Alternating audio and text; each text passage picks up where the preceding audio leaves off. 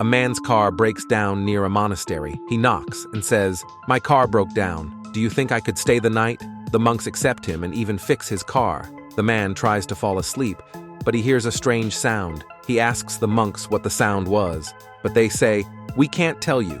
You're not a monk." Some years later, the same man breaks down in front of the monastery. The monks again accept him and fix his car again. That night, he hears the same sound. He asks what the sound was. "We can't tell you. You're not a monk." "How do I become a monk?" "You must travel the earth and tell us how many blades of grass there."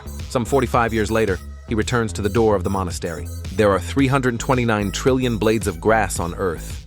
The monks reply, "You are correct, and now you are a monk." The monks lead the man to a golden door. He is astonished to find the source of the sound. It is truly an amazing and unbelievable sight, but I can't tell you what it is because you're not a monk.